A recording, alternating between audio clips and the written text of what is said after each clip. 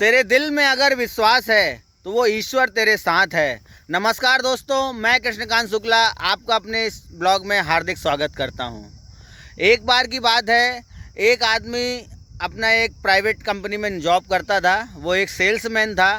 वो प्रतिदिन सवेरे तैयार होकर ऑफिस जाता, मेहनत से काम करता और ईश्वर के प्रति उसका अगाध प्रेम था।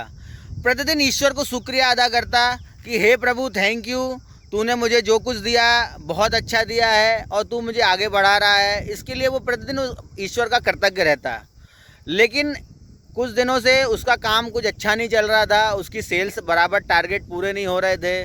उसकी सैलरी कुछ कट होने लगी थी, उसको इंसेंटिव नहीं मिल रहे थे और काफ़ी बेचैन और परेशान होने लगा था, क्योंकि वो कुछ पैसे घर भी जो भेजता था वो भी नहीं भेज पा रहा था। अचानक से उस व्यक्ति के मन में काफ़ी कुछ परिवर्तन आने लगा।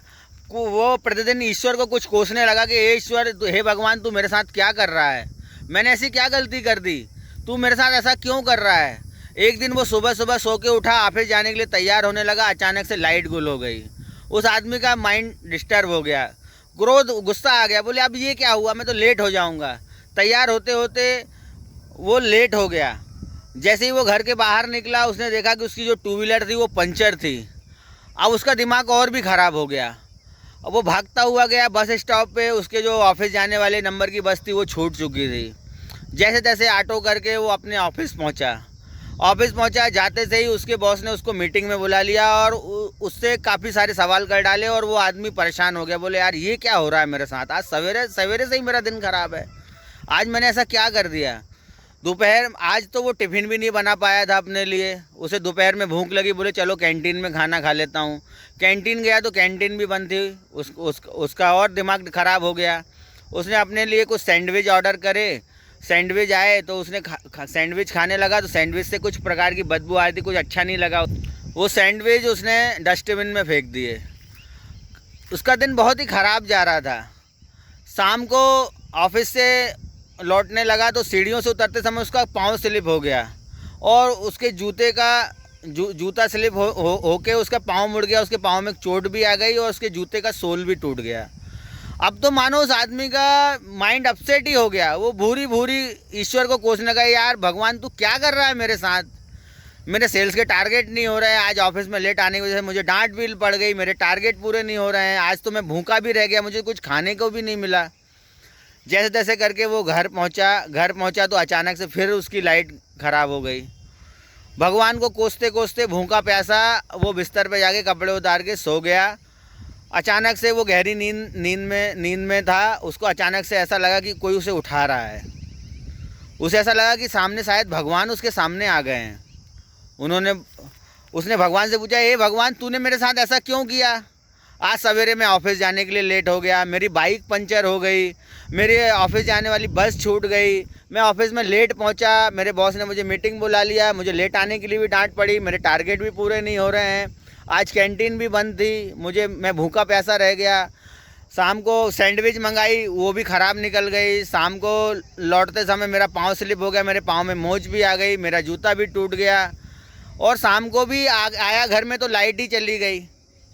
बोले आपने ऐसा क्यों किया मेरे साथ? मैं तो आप पे बहुत आस्था रखता हूँ, आपको बहुत मानता हूँ। तो भगवान ने उससे स्वप्न में उसे उत्तर दिया कि बेटा, आज जब तू ऑफिस जाने के लिए लेट हो गया और तेरी बाइक पंचर हो गई, यदि तू आज बाइक से जाता तो तेरा एक्सीडेंट हो सकता था। आज तेरा मृत्यु घात था, इसलिए आज तेरी बाइक पंचर हो गई। तू ऑफिस पहुंचा, तेरे बॉस ने तुझे मीटिंग में बुलाया। यदि आज तू नहीं जाता तो आज शायद तेरी नौकरी भी जा सकती थी। आज तुझे सैंडविच, जो कैंटीन बंद थी तो क्योंकि कैंटीन के खाने में खाना ख़राब हो गया था इसलिए कैंटीन बंद थी। और जो सैंडविच आई वो तुझे अच्छी नहीं लगी, तो ख़राब थी, क्योंकि उसको खाता तो तू बहुत ही बीमार हो सकता था। तू सीढ़ियों से स्लिप हो गया क्योंकि तूने ध्यान नहीं दिया कि तेरी ऑफिस की जो लिफ्ट थी वो ख़राब थी। अगर उस लिफ्ट में तू चढ़ता तो शायद लिफ्ट में ही फंसा रह जाता। और आज जो शाम को तू लौट के आया, तेरे घर की लाइट नहीं थी। तेरे घर में शॉर्ट सर्किट भी हो सकता था और तेरे घर में आग भी लग सकती थी, क्योंकि आज तो तेरा मृत्यु घात था। अचानक से वो जागा। उसे ऐसा लगा मान लो क्या है। चारों तरफ देखने लगा कि कौन आया था। वो समझ गया कि ये तो शायद ईश्वर ही थे। उसने तुरंत कमरे की लाइट चालू करी, पंखा चालू करा, अपने आप को संभाला, पानी पिया, ईश्वर की तस्वीर की तरफ देखा और हाथ जोड़कर रोने लगा। बोले, हे प्रभु, मुझे माफ़ कर दीजिए, शायद आप सही कह रहे हैं, आज जो कुछ भी हुआ वो अच्छा ही हुआ, ये मैं ही ना समझूँ, मैं ही मूर्ख हूँ। हो सकता था मेरा एक्सीडेंट हो जाता, मैं अगर मीटिंग में नहीं जाता तो हो सकता था मेरी नौकरी चली जाती, हो सकता था मैं खाना ख़राब खाता तो मैं मर जाता, मैं ख़राब सैंडविच खा लेता तो बहुत ही ज़्यादा बीमार हो जाता, मैं उस लिफ्ट में जाता तो मैं हो सकता था मैं उस लिफ्ट में ही फंसा रह जाता, या कुछ दुर्घटना मेरे साथ हो जाती।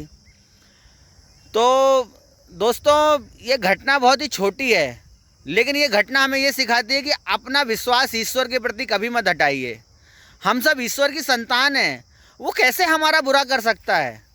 किसी बुराई में भी अच्छाई ढूंढने की कोशिश करिए। सही, कहीं ना कहीं आपके साथ जो प्रॉब्लम हो रही है, आपको जो दुख मिले हैं, ईश्वर ने कुछ अच्छा ही सोचा है आपके साथ।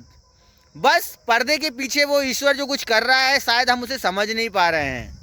आपको कोई भी परेशानी है, दुख है, तकलीफ है, आप शांत मन से अपना ध्यान केंद्रित करके ईश्वर से प्रश्न करिए, ईश्वर ऐसा क्यों हो रहा है। यकीन मानिए वो ईश्वर आपको ज़रूर जवाब देगा, और उसका जवाब सुनकर आपकी आंखों में भी आंसू आ जाएंगे। दोस्तों, जीवन में हम ईश्वर की संतान है, ये हमेशा याद रखिए।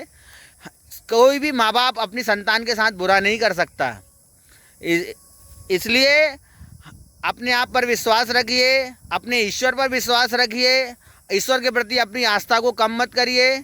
और ध्यान रखिए, जब जब आप ईश्वर पर विश्वास रखेंगे और उसे धन्यवाद करेंगे तो आपकी समस्याएं भी कम होने लगेंगी और स्वयं आपको नए रास्ते मिलने लगेंगे। इसी के साथ कीप पॉजिटिव, मोटिवेट रहिए, पॉजिटिव एटीट्यूड रखिए, अपने आप को मोटिवेट करते रहिए, अपने नियर एंड डियर को मोटिवेट करते रहिए, जीवन में आगे बढ़िए, अपनी सोच को पॉजिटिव रखिए, सकारात्मक रखिए और लोगों को प्रेरणा देते रहिए। टेक केयर, बाय बाय, फिर मिलेंगे।